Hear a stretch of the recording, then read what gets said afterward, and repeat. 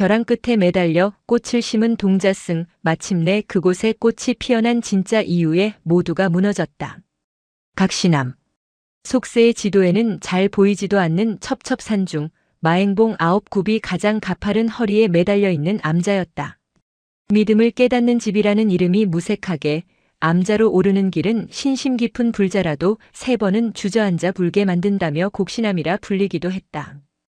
이 암자의 뒤편에는 다네라 불리는 수직 절벽이 있었다. 발을 헛디디면 천길 낭떠러지 아래로 곧장 몸이 부서지는 곳. 그곳은 암자의 스님들에게 수행의 공간이자 동시에 금기의 공간이었다. 그리고 그 절벽에 매일 새벽 인시가 되면 작은 그림자가 하나 매달렸다. 9살 난 동자승 소열소열이었다. 새벽 예불을 준비하던 공양주 원영원영 스님이 숨을 꿀꺽 삼켰다. 어둠이 채 가시지 않은 푸른 여명 속 작은 비군이 모자를 쓴 소열이 가느다란 밧줄 하나에 몸을 의지한 채 절벽 중턱에 매달려 있었다. 위태로운 자세로 암벽의 틈새를 작은 호미로 긁어내고 품에서 무언가를 조심스레 심고 있었다. 바람이 휑 하고 불 때마다 소열의 작은 몸이 마치 거미줄에 걸린 나뭇잎처럼 흔들렸다.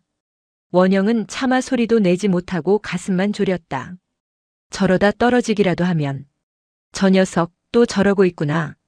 언제부터 뒤에 서 있었는지 주지인 범진 스님이 낮고 무거운 목소리로 말했다. 그의 눈은 소열이 매달린 절벽의 한 지점을 매섭게 응시하고 있었다. 원영이 황급히 고개를 숙였다. 주지 스님. 아무래도 너무 위험합니다.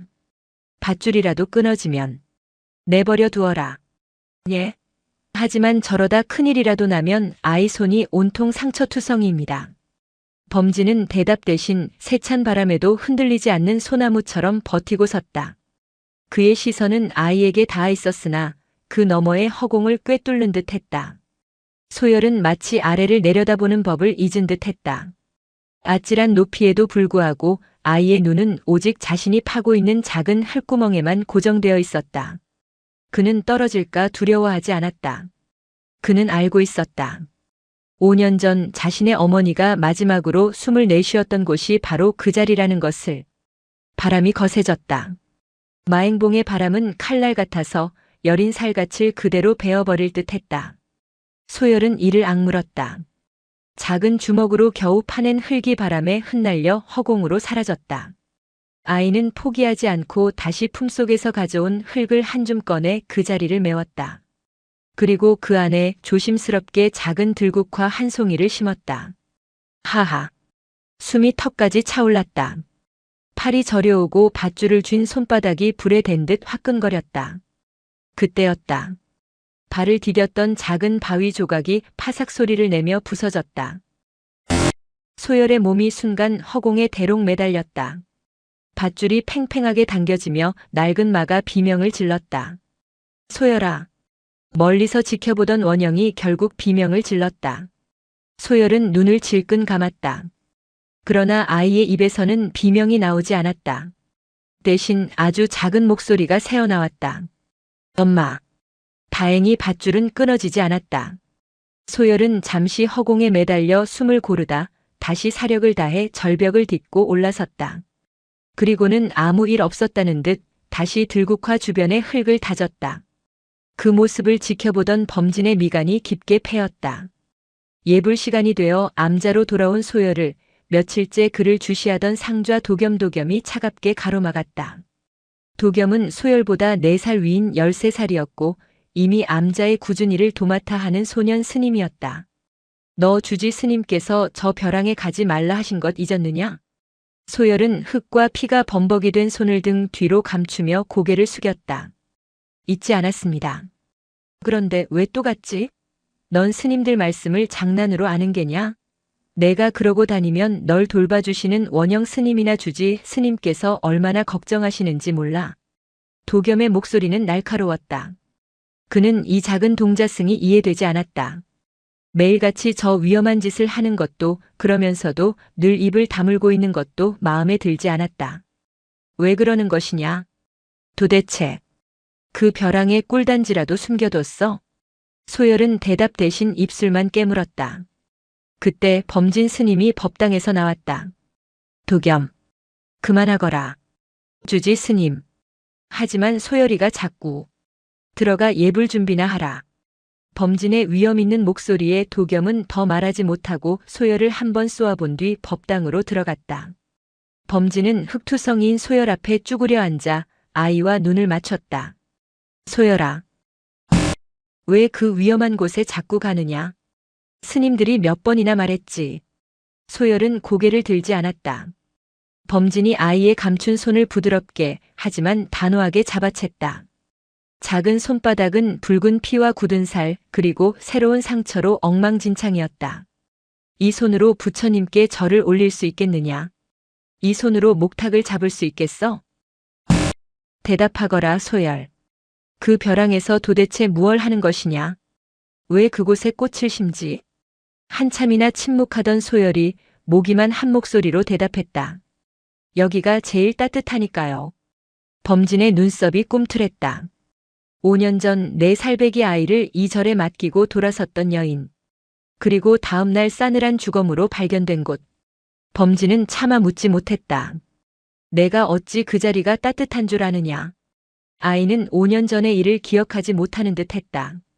적어도 범진과 스님들은 그렇게 믿고 있었다. 하지만 범진은 알았다. 소열이 매일 오르는 그 자리는 정확히 5년 전 그 여인이 몸을 던져 마지막 온기를 남긴 그 자리라는 것을 기억하는 것인가? 아니면 그저 피가 이끄는 것인가? 범진은 찢어진 아이의 손바닥을 내려다보며 5년 묵은 죄책감과 함께 무거운 한숨을 내쉬었다. 바람이 불고 흙은 자꾸 쏟아졌다.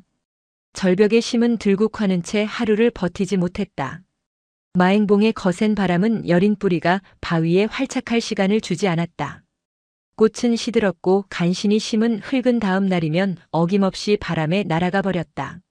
소열의 손은 피투성이었다. 굳은 살이 박일 새도 없이 새 상처가 났고 손톱 밑은 늘 검은 흙과 붉은 피딱지로 물들어 있었다. 하지만 소열은 멈추지 않았다. 새벽에 벼랑을 탔다가 돌아오면 아침 공양 시간에는 꾸벅꾸벅 졸기 일쑤였다. 소열아, 밥 먹다 졸면 어떡해. 어서 먹어. 공양주인 원영 스님이 안쓰럽다는 듯 소열의 그릇에 버섯 볶음을 더 얹어주었다. 소열은 화들짝 놀라 고개를 들었지만 숟가락을 쥔 손이 상처 때문에 저려와 제대로 쥐지도 못했다. 탁! 결국 숟가락을 놓치고 말았다. 그 모습을 지켜보던 상좌 도겸이 혀를 찼다. 자, 그러게 누가 벼랑 같은 데를 기어오르랍니까? 밥 먹을 힘도 없으면서. 그러다 정말 숟가락 놓을 일 생깁니다. 도겸아. 원영이 나무라듯 불렀지만 도겸은 아랑곳하지 않았다. 왜요, 공양주 스님? 틀린 말했습니까? 저 녀석 때문에 암자 분위기만 뒤숭숭합니다. 다들 저 녀석 벼랑에서 떨어질까봐 노심초사하고 주지 스님 심기도 불편하시고요. 저게 다 무슨 부질없는 짓입니까? 부질없지 않습니다. 늘 침묵하던 소열이 처음으로 도겸에게 대꾸했다. 작지만 단호한 목소리였다. 도겸의 눈이 가늘어졌다. 뭐? 부질없지 않다고? 그럼 그게 무슨 의미 있는 일인데? 벼랑에 꽃 심는 게 불경 외우는 것보다 중하단 말이냐? 대답해봐, 소열. 내가 하는 그 짓이 스님들 걱정 끼치는 그 짓이 도대체 무슨 의미가 있느냐고. 소열은 대답 대신 자리에서 일어났다. 그리고는 공양간을 나가버렸다. 저 버르장머리 없는. 도겸이 따라 일어나려 했지만 원영이 그의 팔을 잡았다. 그만해라, 도겸아. 너도 알잖니. 소열이 안쓰러운 아이인 거. 안쓰럽다고 저런 기행을 다 받아줘야 합니까? 여긴 절입니다. 수행하는 곳이지 어리광 받아주는 곳이 아니지 않습니까? 그날 오후 불경을 외우는 독경 시간이었다. 모두가 목탁을 치며 반야 심경을 외우고 있었지만 소열의 목탁 소리만 유독 엇박자를 냈다. 딱, 딱, 딱, 따 마이너스 악. 손바닥에 상처가 덧나 목탁체를 제대로 쥘 수 없었기 때문이다. 맑고 경쾌해야 할 목탁 소리가 마치 금이 간 뼈마디가 부딪히는 것처럼 둔탁하고 괴롭게 울렸다. 예불을 이끌던 주지 범진의 이마에 힘줄이 돋았다. 결국 범진이 독경을 멈췄다. 법당 안의 모든 소리가 일순간 멎었다. 스님들과 도겸의 시선이 전부 소열에게 향했다. 소열은 고개를 푹 숙인 채 피가 배어나오는 자신의 손바닥과 목탁채를 번갈아 내려다보고 있었다. 소열. 범진의 목소리는 얼음장처럼 차가웠다. 네. 그 손으로 치는 목탁 소리가 부처님 귀에 들릴 것 같으냐? 아니면 내 어미 귀에라도 들릴 것 같아 그리 처절하게 치는 것이냐? 범진의 불호령이 법당을 울렸다. 원영 스님이 놀라 눈을 크게 떴다. 범진은 5년 전 그 일이 있은 후 소열 앞에서 단 한 번도 어미라는 단어를 꺼낸 적이 없었다. 소열의 작은 어깨가 파르르 떨렸다. 범진이 자리에서 일어나 소열에게 성큼성큼 다가왔다. 그리고는 소열이 쥐고 있던 목탁을 빼앗아 들었다. 이게 무엇이냐? 이 피 묻은 손이.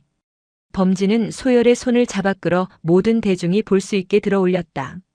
스님이란 제 몸 하나 건사하지 못하면 대중을 건사할 수 없는 법이다. 제 마음 하나 다스리지 못하면 중생을 구제할 수 없는 법이야. 헌데 내 놈은 내 고집 하나 꺾지 못해 이 소중한 법구를 피로 물들이고 대중의 수행까지 방해하고 있어. 범진의 목소리는 분노로 떨리고 있었다.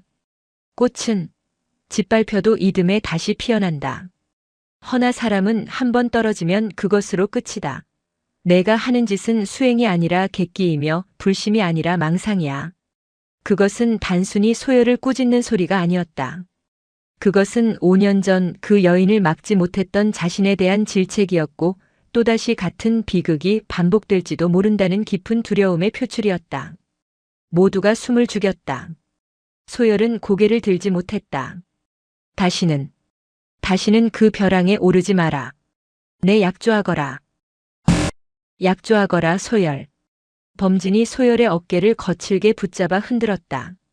그때였다. 소열이 참았던 숨을 토해내듯 낮은 목소리로 중얼거렸다.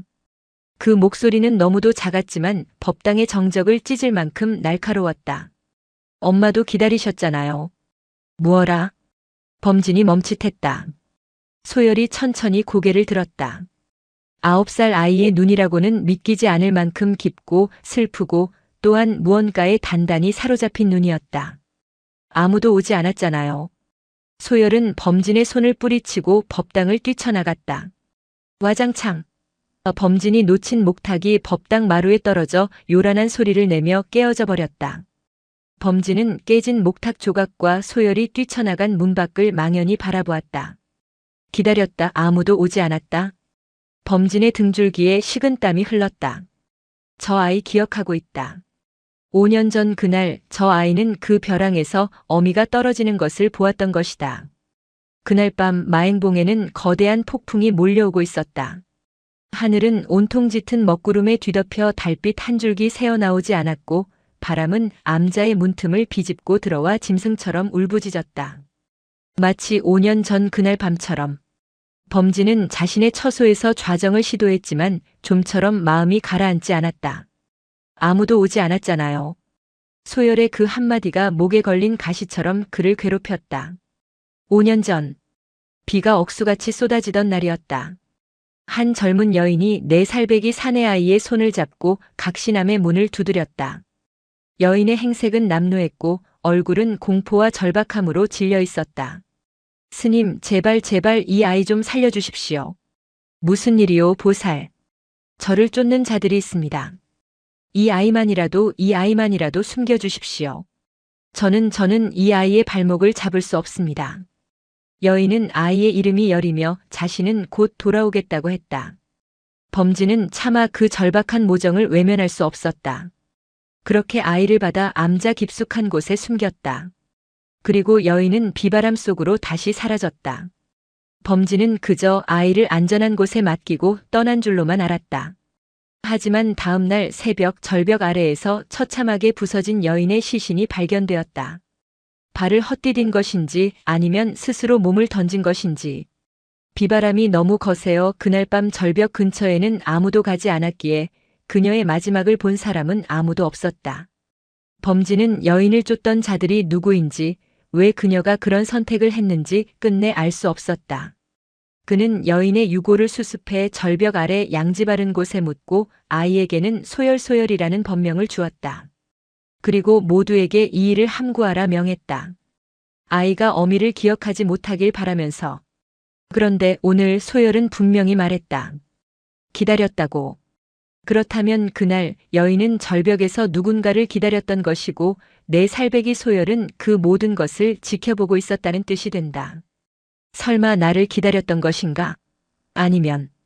범진은 자리에서 벌떡 일어났다. 같은 시각 소열은 자신의 방에서 안절부절 못하고 있었다. 창밖으로 몰아치는 비바람 소리가 점점 거세졌다. 쿠르릉. 천둥이 산을 울렸다. 소열의 손은 상처의 고통보다 더 큰 조바심으로 떨리고 있었다. 안 돼, 비가 오면 다 씻겨 내려가. 소열은 더 이상 꽃을 심는 것에 연연하지 않았다. 꽃은 위장이었다. 그가 매일 절벽에 매달렸던 이유는 5년 전 그날 어머니가 떨어지기 직전 필사적으로 바위 틈에 숨겼던 어떤 것을 찾기 위해서였다. 어머니는 떨어지면서 소열을 향해 무언가 외쳤다. 비바람 소리에 묻혀 전부 들리진 않았지만 그 입모양만은 똑똑히 기억했다. 열아, 저기 붉은 주머. 어머니의 손이 가리켰던 곳. 바로 지금 소열이 매일 흙을 파내고 있는 그 바위 틈이었다. 어머니는 자살한 것이 아니었다. 쫓아오던 자들을 피해 절벽을 타다 아이에게 무언가를 남기려던 찰나 발을 헛디뎌 떨어진 것이었다. 소열은 그 붉은 주머니를 찾아야 했다. 그것이 어머니가 목숨과 맞바꾼 유일한 단서이자 유품이었다. 하지만 5년의 세월 동안 흙과 돌이 그 틈을 메웠고 9살 아이의 힘으로는 좀처럼 파내기가 어려웠다. 오늘 밤이 아니면 안 돼. 폭우가 쏟아지면 내가 파놓은 흙이 전부 무너져 내릴 거야. 그럼 영영 찾지 못하게 될지도 몰라. 소열은 방문을 열고 살금살금 밖으로 나갔다. 빗줄기가 이미 굵어지기 시작했다. 그는 공양간 뒤편 낡은 밧줄을 보관해둔 창고로 향했다. 어딜 가느냐? 어둠 속에서 범진의 목소리가 들려왔다. 소열이 화들짝 놀라 멈춰섰다. 범진이 빗속에 우두커니 서서 소열을 노려보고 있었다. 이 밤에 이 폭풍에 또 벼랑에 갈 생각이었더냐? 내가 가지 말라 했을 텐데. 내 어미처럼 되고 싶은 게냐? 주지 스님은 아무것도 모르십니다. 소열이 빗물과 눈물이 뒤섞인 얼굴로 소리쳤다. 아무것도 모르시면서 엄마는 모르다니. 내가 그날의 일을 기억한다는 말이냐? 내가 무얼 봤는데? 범진이 다그쳤다. 소열은 대답 대신 범진을 밀치고 밧줄을 향해 달려갔다. 안 돼. 멈추거라 소열아. 범진이 소열을 뒤쫓아 창고 안으로 들어섰다. 소열이 낡은 밧줄을 움켜쥐었다. 그 벼랑에 무엇이 있느냐? 말하거라. 도대체 무얼 찾으려는 게야? 범진이 소열의 팔을 붙잡았다. 말하지 않으면 이 밧줄을 당장 불태워버릴 것이다. 소열은 절박하게 외쳤다. 찾아야 해요. 비가 오기 전에 엄마가 남긴 붉은 주머니. 붉은 주머니? 범진이 의아해하는 바로 그 순간이었다. 콰르릉, 쾅. 산 전체가 울리는 거대한 벼락이 바로 옆 마당에 오래된 감나무를 내리쳤다. 쩍 하는 소리와 함께 나무가 부러지며 창고 지붕의 일부를 덮쳤다. 으악! 순식간에 지붕 석가래가 무너져 내렸다. 범진은 반사적으로 소열을 끌어안고 몸을 굴렸다. 콜록콜록 소열아, 괜찮으냐? 소열은 대답이 없었다. 아이는 무너진 석가래 더미 어딘가를 멍하니 바라보고 있었다. 범진의 시선이 그곳으로 향했다. 무너진 지붕 틈새로 낡은 나무 상자 하나가 떨어져 깨져 있었다. 그리고 그 안에서 새빨간 비단으로 만든 작은 주머니 하나가 빗물에 젖어 나뒹굴고 있었다. 범진의 눈이 경악으로 물들었다. 그것은 5년 전 그 여인이 아이를 맡기던 날 품에 지니고 있던 것과 똑같은 주머니였다. 범진은 여인의 유품을 수습하며 그것을 찾았지만 끝내 발견하지 못했었다. 벼랑이 아니었어? 이 창고에? 범진이 주머니를 집어 들려던 찰나 소열이 거칠게 그것을 낚아챘다. 만지지 마세요. 소열은 붉은 주머니를 품에 꼭 안고 범진을 경계했다. 아이의 눈은 더 이상 슬픔이나 두려움에 젖어 있지 않았다. 그 눈은 5년간 숨겨왔던 비밀을 들킨 자의 처절함과 알 수 없는 분노로 이글거리고 있었다. 폭우가 무너진 창고 지붕 틈으로 쏟아져 들어왔다. 빗물인지 땀인지 모를 물기가 범진의 등줄기를 타고 흘렀다. 만지지 마세요. 9살 아이의 외침은 벼락 소리보다 더 날카롭게 범진의 고막을 찔렀다. 소열은 붉은 주머니를 필사적으로 가슴에 품고 상처 입은 새끼 짐승처럼 범진을 노려보았다. 아이의 눈에는 5년간 억눌러왔던 원망과 비밀을 지키려는 자의 처절함이 뒤섞여 있었다. 범진은 그 자리에 얼어붙었다. 붉은 주머니. 그것은 5년 전 여인의 유품을 수습할 때 애타게 찾았던 물건이었다. 범진은 당연히 여인이 벼랑에서 떨어지며 잃어버렸거나 쫓던 자들에게 빼앗겼으리라 생각했다. 그런데 그것이 단 한 번도 누구의 눈길도 끌지 않았던 이 낡은 창고의 석가래 틈에 숨겨져 있었다. 그렇다면 범진의 머릿속이 차갑게 식어갔다. 5년 전의 기억이 퍼즐 조각처럼 맞춰지기 시작했다. 여인은 아이를 맡기고 암자를 나갔다. 그리고 벼랑에서 떨어지기 전 잠시 시간이 있었다. 그녀는 벼랑으로 가기 전 이곳에 들렀던 것이다. 어쩌면 가장 안전하다고 생각했던 이곳에 아이가 언젠가 찾을 수 있으리라 믿으며 마지막 희망을 숨겼던 것이다. 그리고 범진 자신은 그 사실을 까맣게 몰랐다. 아니, 범진은 스스로에게 되물었다. 정말 몰랐는가? 기억의 저편에서 여인의 유골을 수습하던 날 무언가 이질적인 것을 발견했던 어렴풋한 감각이 되살아났다. 벼랑 아래가 아닌 이 창고 근처에서 발견했던 젖은 흙더미. 그때는 그저 폭우에 쓸려온 것이라 치부했다. 범진은 자신도 모르게 5년간 진실을 외면해 왔음을 깨달았다. 소열이 벼랑을 오르는 것을 그토록 막았던 것은 아이의 안전 때문만은 아니었다. 그 벼랑에 얽힌 진실이 드러나는 것이 두려웠던 것이다. 소열아. 범진이 갈라진 목소리로 불렀다. 이리 다오. 젖었다. 이리 가져오너라. 싫습니다. 내 어미의 유품이다. 이대로 두면 훼손될 수 있어. 스님이 확인해야겠다.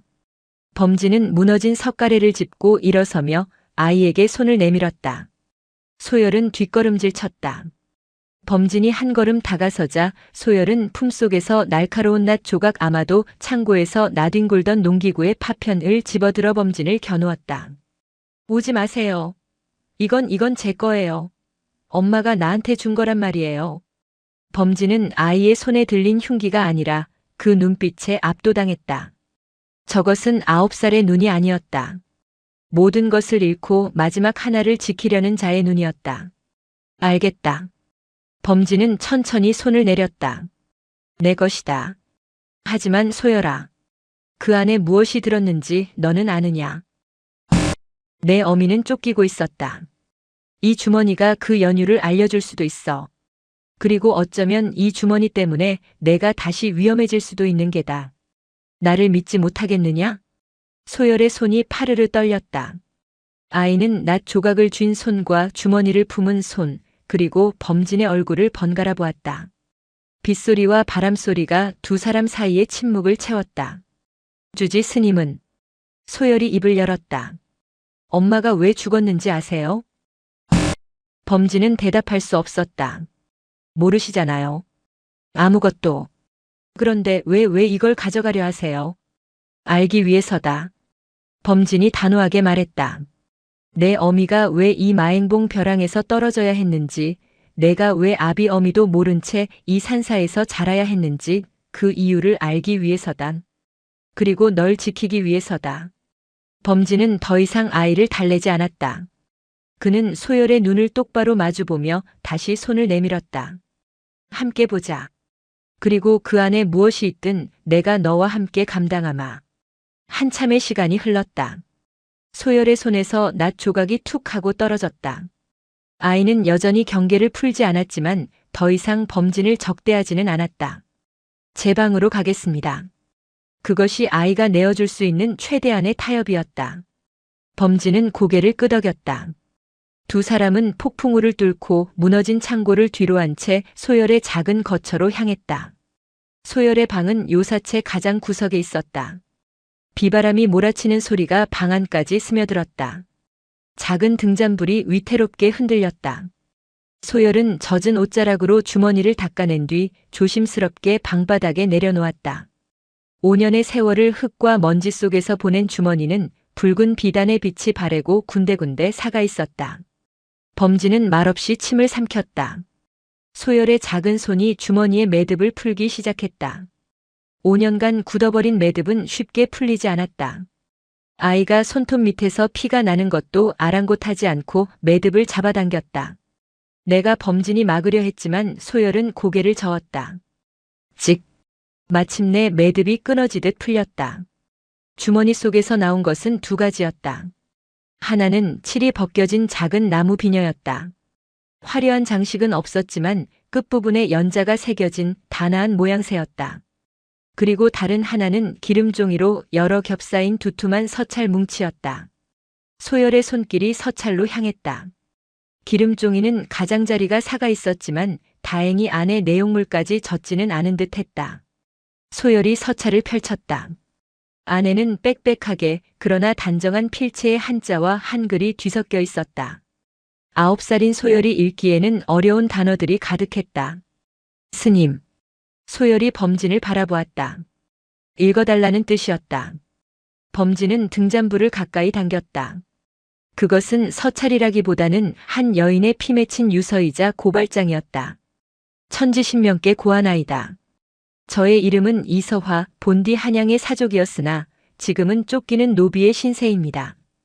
저의 아비이자 대제학이셨던 아버님은 금화당 윤진사의 모함으로 영모죄를 뒤집어쓰고 옥사하셨습니다.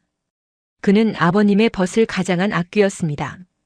윤진사는 저희 가문의 모든 재산을 빼앗고 저를 노비로 삼아 금화당으로 끌고 갔습니다. 저는 그곳에서 차마 입에 담을 수 없는 치욕을 당하였습니다. 허나 하늘이 돌보사 제 뱃속에 아이가 생겼음을 알았습니다. 그 아이가 윤진사의 핏줄이라는 것을 알았을 때 저는 죽고 싶었으나 이 아이마저 저버릴 수는 없었습니다. 이 아이는 제 복수의 유일한 증거이자 제 삶의 전부입니다. 저는 이 아이를 낳고 금화당을 탈출하였습니다.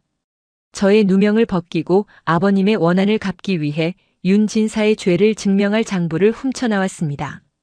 그것이 이 서찰과 함께 있습니다. 범진의 손이 떨리기 시작했다.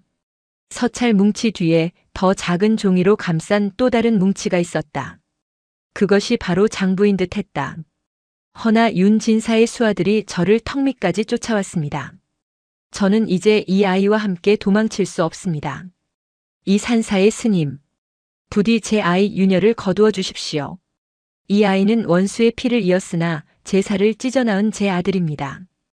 언젠가 이 아이가 자라 이 서찰을 읽고 어미의 원한을 알게 될 날이 올 것입니다. 제가 가진 이 비녀는 아버님께서 제게 마지막으로 주신 유품입니다. 이 비녀에 새겨진 연자는 진흙 속에서도 꽃을 피우는 연꽃처럼 어떤 시궁창에서도 고결함을 잃지 말라는 뜻이었습니다. 여라, 내 아들아. 어미는 너를 지키기 위해 먼저 가지만 너는 살아남아라. 살아남아 반드시. 서찰의 마지막은 빗물에 번진 것인지 아니면 여인의 눈물에 번진 것인지 반드시라는 말 뒤는 흐릿했다. 쿵, 쿵. 범진의 심장이 발밑으로 떨어지는 듯 했다. 소열의 어미는 자결한 것이 아니었다.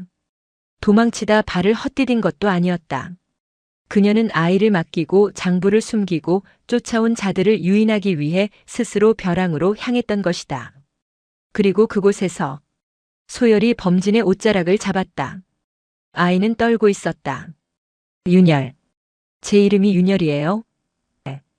금화당이 뭐예요? 아버지가 원수라고요? 범진은 차마 9살 아이에게 이 잔혹한 진실을 모두 설명할 수 없었다. 그는 서찰을 접어 소열의 손에 쥐어주었다. 소열아. 아니 열아. 범진은 아이의 어깨를 감싸 안았다. 내 어미는 너를 지키기 위해 목숨을 버린 위대한 분이셨다. 그리고 너는 내가 왜 벼랑에 꽃을 심었는지 이제 알겠느냐? 소열은 대답 대신 붉은 주머니와 서찰 그리고 비녀를 품에 안고 소리 없이 울기 시작했다. 5년 만에 터트리는 어미의 이름을 부르는 울음이었다. 범진은 흔들리는 등불을 바라보았다. 폭풍은 이제 막 시작되었을 뿐이었다. 이 작은 암자에 감당할 수 없는 피바람의 씨앗이 숨겨져 있었다. 폭풍우가 거치고 각신함에는 거짓말 같은 고요가 찾아왔다. 하지만 그 고요는 평온함이 아니었다. 그것은 더 큰 폭풍을 예감하는 바다의 잦아듦과 같았다. 소열소열은 더 이상 벼랑에 오르지 않았다. 아이의 손에 있던 상처는 아물기 시작했지만 그보다 더 깊은 상처가 마음속에 자리 잡았다. 가장 큰 변화는 소열의 눈빛이었다. 늘 슬픔과 분노가 서려 있던 아이의 눈은 이제 목적을 찾은 자의 차가운 빛으로 빛났다. 9살의 나이라고는 믿기지 않는 심연과 같은 침착함이었다. 소열은 붉은 주머니를 목숨처럼 지켰다. 낮에는 품속 깊이 간직했고 밤에는 베개 밑이 아닌 방 한구석의 헐거운 마룻바닥 틈새에 숨겼다. 그리고 그 위에 자신의 이부자리를 폈다. 더 이상 아침 공양 시간에 졸지도 않았고 독경 시간에 목탁 소리를 어긋나게 치지도 않았다. 대신 소열은 무섭도록 배움에 집착하기 시작했다. 주지 스님. 그날 이후 소열이 처음으로 범진을 찾아와 고개를 숙였다. 그를 가르쳐 주십시오. 범진은 묵묵히 붓과 벼루를 꺼냈다. 천자문부터 시작할 것이다. 아닙니다. 소열이 단호하게 말했다. 어머니의 서찰을 제 눈으로 전부 읽고 싶습니다. 거기에 나오는 글자부터 가르쳐 주십시오. 범진은 소열의 눈을 바라보았다. 그 안에는 복수심이라기보다는 진실을 알아야겠다는 처절한 갈망이 담겨 있었다. 범진은 더 묻지 않고 서찰에 가장 많이 등장하는 원통할 원, 한한, 기록할 장, 갚을 보 같은 무거운 글자들을 먼저 가르치기 시작했다. 소열의 습득력은 무서웠다. 마치 마른 스펀지가 물을 빨아들이듯 아이는 밤낮을 가리지 않고 글자를 외우고 그 뜻을 파고들었다. 이러한 변화를 가장 불안하게 지켜보는 이는 상좌인 도겸이었다. 이상하지 않습니까, 원영 스님? 도겸은 부엌에서 채소를 다듬던 원영에게 불만스럽게 말했다. 저 녀석 벼락 맞은 창고에서 주지 스님이랑 밤새 무슨 얘기를 했는지 그날 이후로 사람이 변했습니다. 원영은 묵묵히 물을 썰며 대답했다. 철이 든 것이겠지. 너도 그 나이 때 그랬느니라. 철이 든 정도가 아닙니다. 벼랑에 매달릴 때는 차라리 애 같았지 지금은 꼭 늙은이 같습니다. 게다가 주지 스님께서는 왜 갑자기 저 녀석만 끼고 도시는 겁니까? 불경이 아니라 무슨 이상한 한자들만 가르치시고 불공평합니다. 도겸의 눈에는 질투와 함께 자신이 모르는 비밀이 오간다는 것에 대한 소외감이 서려 있었다. 그는 그날 밤 무너진 창고에서 범진과 소열이 실랑이를 벌이는 것을 멀리서 지켜보았다. 무언가 붉은 것을 두고 다투는 듯 했다. 도겸의 의심은 날이 갈수록 깊어졌다. 한편 범진은 소열에게 글만 가르친 것이 아니었다. 그는 서찰을 읽은 날 밤 깊은 고민에 빠졌다. 금화당 윤진사. 속세와 연을 끊은 지 오래였지만 그 이름은 어렴풋이 들어본 적이 있었다. 한양에서 막대한 부를 축적한 신흥 상단이자 권력의 중심에 서 있다는 소문이었다. 그들이 이 아이의 존재를 안다면 각신함은 풍전등화의 신세가 될 터였다. 이 아이를 지켜야 한다. 범진은 결심했다. 단순히 숨기는 것이 아니라 스스로를 지킬 수 있는 힘을 길러주어야 했다. 여라. 범진은 새벽 예불이 끝난 소열을 따로 불렀다. 오늘부터는 무술도 익혀야겠다. 무술 말입니까? 이곳은 산사다. 허나 산사라고 해서 악한 자들이 들지 않는 것은 아니다. 내 몸 하나 지킬 힘은 있어야 해. 불법은 때로 금강의 힘으로 악을 물리쳐야 하는 법이다. 범진은 소열에게 호신술의 기본이 되는 권법과 암자의 스님들이 예로부터 익혀온 봉수를 가르치기 시작했다. 소열은 글자를 배울 때와 마찬가지로 묵묵히 모든 것을 받아들였다. 아이는 9살의 몸으로 감당하기 힘든 훈련을 비명 한 번 지르지 않고 소화했다. 땀이 비오듯 쏟아지고 팔다리가 부러질 듯 아파도 아이는 이를 악물었다. 그가 봉을 내리칠 때마다 그것은 훈련이 아니라 마치 보이지 않는 적을 향한 분노의 표출처럼 보였다. 그렇게 몇 달이 흘렀다. 가을이 깊어지고 있었다. 그러던 어느 날 공양주인 원영이 범진을 황급히 찾아왔다. 주지 스님, 큰일입니다. 저기 객이 오셨는데. 범진은 의아했다. 마행봉의 각시남은 신심 깊은 불자도 오르기 힘든 곳이라 1년에 객이 드는 날이 손에 꼽을 정도였다. 웬 객이 이 깊은 가을에. 그게 행색이 보통이 아닙니다. 한양에서 오신 분 같은데 시종을 여럿 거느리고 공양미를 100가마나 싣고 왔습니다. 범진의 미간이 좁혀졌다. 100가마라니. 그가 법당 앞으로 나갔을 때 과연 값비싼 비단 도포를 입은 중년 사내가 시종들의 시중을 받으며 서 있었다. 그는 범진을 보더니 사람 좋은 웃음을 지으며 합장했다. 험한 산길 오르시느라 고생 많으셨습니다. 헌데 뉘신지. 처음 뵙겠습니다, 스님. 저는 한양에서 작은 상단을 꾸리고 있는 윤태섭이라 합니다. 윤이라는 성을 듣는 순간 범진의 심장이 차갑게 내려앉았다. 윤태섭은 마치 범진의 속을 꿰뚫어 보기라도 하듯 온화하게 말을 이었다. 풍문으로 이 각시남의 영험함을 듣고 부처님께 공양미도 올리고 며칠간 머물며 마음을 닦고자 찾아왔습니다. 부디 저의 무례를 용서하시고 며칠간의 기거를 허락해 주십시오. 그의 태도는 더할 나위 없이 겸손했고 그가 가져온 공양미는 암자의 1년치 양식보다 많았다. 범진은 거절할 명분을 찾을 수 없었다. 누추한 곳이지만 부처님의 뜻이라면 그리하십시오. 범진이 객의 처소를 안내하기 위해 몸을 돌리는 순간 윤태섭의 시선이 마당 한쪽에서 봉수를 연마하던 소열에게 가닿았다. 허! 저런 어린 동자승도 있었군요. 참으로 당차 보입니다. 윤태섭의 눈이 가늘어졌다. 그는 소열의 얼굴을 뚫어지라 바라보았다. 그때 소열도 훈련을 멈추고 객을 바라보았다. 두 사람의 시선이 허공에서 부딪혔다. 소열은 본능적으로 느꼈다. 저 사내가 자신이 그토록 증오하는 금화당과 관련이 있음을. 윤태섭은 소열을 보며 미소를 지었지만 그 눈은 웃고 있지 않았다. 그는 소열의 얼굴에서 5년 전 놓쳤던 그 여인의 흔적을 그리고 자신이 그토록 지우고 싶었던 자신의 흔적을 어렴풋이 발견하고 있었다. 윤태섭이 각시남에 머물기 시작하면서 암자의 평화로운 일상은 깨졌다. 그는 자신이 윤진사임을 숨기지 않았으나 스스로를 금화당의 주인이라 칭하지는 않았다. 그저 한양의 보잘것없는 상인이라 겸손을 떨었다.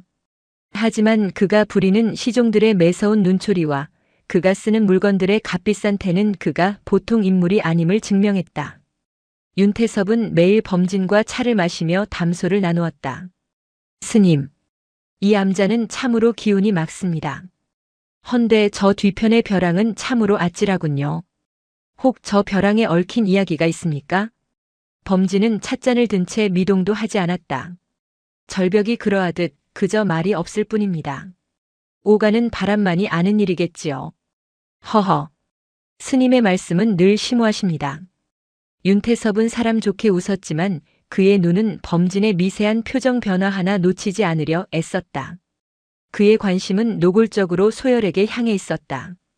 저 동자승은 참으로 기특합니다. 저 나이에 봉술이라니요. 스님께서 직접 가르치시는 겁니까? 산중의 사내 아이라 제 몸 하나 지킬 방도는 알아야지요. 언제부터 이 절에 있었습니까? 부모는 계신지요? 소열이는 4살 적에 이 절에 맡겨진 아이입니다. 부모의 연은 알지 못합니다. 범진은 태연하게 거짓을 고했다. 윤태섭의 시선은 소열을 떠나지 않았다. 그는 공양간을 돕는 소열에게 다가가 말을 걸기도 했다. 이름이 소열이라 하였느냐? 소열은 대답 대신 묵내만 하고 제 할 일을 했다. 나이가 몇이냐? 글은 읽을 줄 아느냐? 소열은 그제야 고개를 들었다. 손님께서 머무시는데 필요한 일은 아닙니다. 차가운 대답이었다. 윤태섭은 당황한 기색 없이 오히려 흥미롭다는 듯 웃었다. 허허. 이 녀석 보통이 아니로구나. 아주 눈빛이 살아있어. 내 너를 보니 오래전 알던 아이 하나가 생각나는구나. 그 오래전 알던 아이라는 말에 소열의 어깨가 미세하게 굳었다. 이 모든 상황을 불안하게 지켜보던 이는 범진뿐만이 아니었다. 도겸은 자신에게 쏟아지던 주지 스님의 관심이 소열에게로 옮겨간 것에 이어 이제는 저 막대한 불을 가진 손님마저 소열에게만 관심을 보이자 참을 수 없는 질투와 소외감을 느꼈다. 대체 저 녀석이 뭐라고. 벼랑에나 오르던 문제아가. 윤태섭은 이 기회를 놓치지 않았다. 그는 일부러 도겸에게 접근했다. 도겸이라고 하였지요? 참으로 부지런하고 성실해 보입니다. 이 암자의 기둥이 되겠어요. 도겸은 처음 받아보는 융숭한 칭찬에 얼굴이 붉어졌다. 아닙니다, 거사님. 그저 할 일을 할 뿐입니다. 겸손하기까지. 헌데 저 소열이라는 아이는 좀 남달라 보입니다. 혹시 저 아이에 대해 아는 것이 있습니까? 사실 제가 잃어버린 먼 친척 아이를 찾고 있는데 어쩐지 저 아이가 눈에 밟혀서 말입니다. 그것은 치밀하게 계산된 거짓말이었다. 도겸은 순간 망설였다. 주지 스님은 분명 암자의 일을 함부로 발설하지 말라 하셨다. 하지만 이 거사님에게 잘 보이면 어쩌면 한양에 있는 큰 절로 갈 기회가 생길지도 모른다는 헛된 욕심이 피어올랐다. 소열이는 좀 이상한 아이입니다. 도겸이 목소리를 낮췄다. 얼마 전까지만 해도 매일같이 저 뒤편 벼랑에 매달려 있었습니다. 꽃을 심는다면서요. 윤태섭의 눈이 번뜩였다. 벼랑에 매달렸다고요? 그 위험한 곳에? 네. 그러다 얼마 전 폭풍우 치던 날 밤에 벼락이 창고에 떨어졌는데 그날 이후로 갑자기 벼랑에 가는 것을 그만두었습니다. 주지 스님과 그날 밤 창고에서 무언가를 두고 크게 다투는 것 같았습니다. 제가 멀리서 봤는데 아마 붉은색 비단 주머니 같았습니다. 붉은 주머니. 윤태섭은 자신도 모르게 튀어나온 목소리에 입을 다물었다. 그는 애써 표정을 감추고 도겸의 어깨를 두드렸다. 그랬군요. 참으로 기이한 일이로군요. 알려주어 고맙습니다. 이 은혜는 잊지 않겠습니다. 그날 밤 각시남에는 늦가을에 차가운 달빛이 스며들었다. 소열은 잠자리에서 뒤척이다 문 밖에서 들리는 미세한 소리에 눈을 떴다. 사각, 사각. 누군가 자신의 방문 창호지를 뾰족한 것으로 찢으려는 소리였다. 소열은 숨을 죽였다. 그리고는 이불 속에서 몸을 일으켜 머리맡에 두었던 짧은 봉을 움켜쥐었다. 철컥. 문고리가 돌아가는 소리가 났다. 소열은 이미 잠금 장치가 풀린 것을 확인했다. 그림자가 방 안으로 스며들었다. 윤태섭이 보낸 시종 중 하나였다.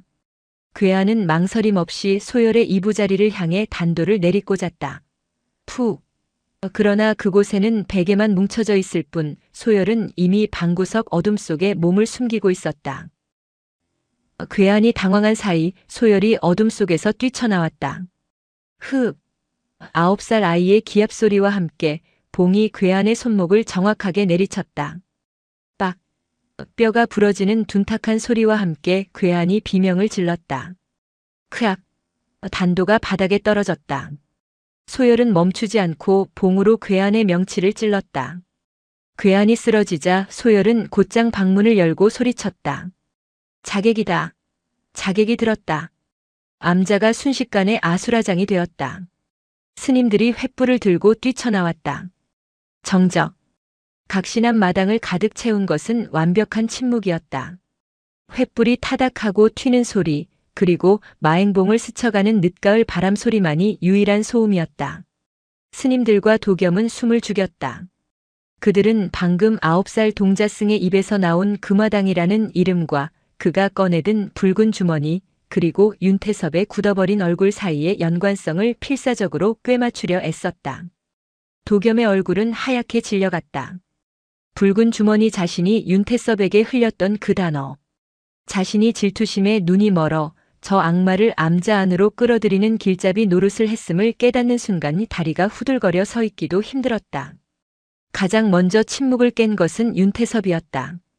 그는 경악으로 굳었던 얼굴을 천천히 풀었다. 그리고는 푸하 하고 마당이 떠나가라 웃기 시작했다. 하하. 아, 배야 스님. 이 암자는 참으로 영험한 곳이 맞습니다. 9살 먹은 동자승이 소설을 쓰는 재주가 있군요. 금화당이라니. 내가 쓴 가짜 이름이라도 주워들었느냐? 꼬마야. 윤태섭은 자신이 들고 있던 가짜 주머니를 흔들어 보였다. 이것은 내 것이다. 내가 내 방에서 훔치려다 실패하고 이제 와서 헛소리로 물타기를 하는 게 아니냐? 내 어미의 유품? 내 어미가 누군 줄 알고. 상황을 역전시키려는 교활한 수작이었다. 그러나 소열은 흔들리지 않았다. 내 어머니. 이서화. 소열이 횃불 아래로 한 걸음 나섰다. 아이의 그림자가 거인처럼 길게 늘어졌다. 당신의 본명 윤태섭. 금화당 윤진사. 내 외할아버지 대제학 이경준 대감을 모함하여 죽이고 그 재산을 빼앗고 내 어머니를 노비로 삼은 자. 윤태섭의 웃음이 멎었다. 그의 눈빛이 흥미에서 사리로 변하는 것은 순식간이었다. 내 이놈. 그리고 이것. 소열은 붉은 주머니를 열어 기름종이에 싼 두툼한 서찰 뭉치를 꺼내 들었다. 당신이 5년 전 내 어머니를 죽이면서까지 찾으려 했던 것. 당신이 사대부들과 주고받은 뇌물과 불법으로 축제한 토지 문서가 담긴 장부. 장부라는 단어가 터져나오는 순간 윤태섭이 손을 번쩍 들었다. 그것은 신호였다. 모조리 죽여라. 더 이상의 연극은 없었다. 윤태섭의 뒤에 섰던 시종들, 그들은 시종이 아니라 금화당의 사병이었다. 이 품속에서 시퍼런 단도와 얇은 도검을 꺼내 들었다. 거사님, 부처님 전에서 이게 무슨... 원영 스님이 경악하며 소리쳤지만 대답은 칼날로 돌아왔다. 크악. 가장 가까이 있던 노승 하나의 어깨에 칼이 박혔다. 횃불이 바닥에 떨어지며 불똥이 튀었다. 원영. 범진 스님이 고함을 질렀다. 소열이를 데리고 부엌으로. 어서. 범진은 더 이상 자비로운 주지가 아니었다. 그는 마당 한쪽에 세워져 있던 장작더미에서 굵은 참나무 장작을 뽑아들었다. 그것은 봉이라기엔 너무 거칠었지만 그의 손에 들리자 무시무시한 무기가 되었다. 이 악귀들아, 여기가 어디라고 감히 피를. 범진이 고함과 함께 참나무를 휘둘러 스님들을 향해 달려들던 자객 하나의 머리를 후려쳤다. 둔탁한 파열음과 함께 자객이 쓰러졌다. 주지 스님. 도겸이 겁에 질려 주저앉았다. 도겸, 멍하니 있지 말고 종을 쳐라. 산 아래에라도 알려야 한다. 범진이 외쳤지만 이미 늦었다. 자객 둘이 도겸을 향해 달려들었다. 도겸은 눈을 질끈 감았다. 나는 여기서 이렇게 죽는구나. 내 질투가 모두를 죽였다. 팡. 그때 도겸의 앞으로 작은 그림자가 날아들었다. 소열이었다. 소열은 자신이 훈련하던 짧은 봉으로 자객의 칼날을 가까스로 쳐냈다. 금속과 나무가 부딪히는 날카로운 소리가 났다. 도겸 사형, 정신 차리세요. 소열의 외침에 도겸이 눈을 떴다. 9살짜리 동자승이 자신을 죽이려 했던 그 동생이 지금 자신을 지키기 위해 칼날 앞에 서 있었다. 으아. 도겸은 울부짖음에 가까운 기합을 내지르며 곁에 있던 쇠 부직갱이를 집어들었다. 이게만도 못한 놈들아. 도겸은 겁에 질렸지만 소열의 등을 지키기 위해 부직갱이를 미친 듯이 휘둘렀다. 법당 앞은 순식간에 아수라장이 되었다. 범진은 노련하게 2명의 자객을 상대하고 있었지만 수행만 하던 다른 스님들은 속수무책이었다. 비명과 신음이 뒤엉켰다. 소열아, 장부. 원영이 부엌 쪽에서 절박하게 소리쳤다. 윤태섭은 이 아비규환 속에서도 오직 한 곳만 보고 있었다. 장부를 손에 쥔 소열. 저놈을 잡아. 다른 놈들은 놔둬도 돼. 저놈과 장부를 잡아. 윤태섭 자신이 직접 소열을 향해 달려들었다. 범진이 그를 막으려 했지만 자객들에게 발이 묶여 한 발 늦었다. 네 이놈. 윤태섭이 소열의 멱살을 움켜쥐려 손을 뻗었다. 소열은 장부를 품속 깊숙이 밀어넣고 윤태섭의 손목을 향해 봉을 내리찍었다. 하지만 9살 아이의 힘으로는 역부족이었다. 윤태섭은 비웃으며 봉을 잡아챘다. 까짜는 짓을. 윤태섭이 소열을 들어올려 바닥에 내동댕이 쳤다. 쿵. 소열이 숨을 토해냈다.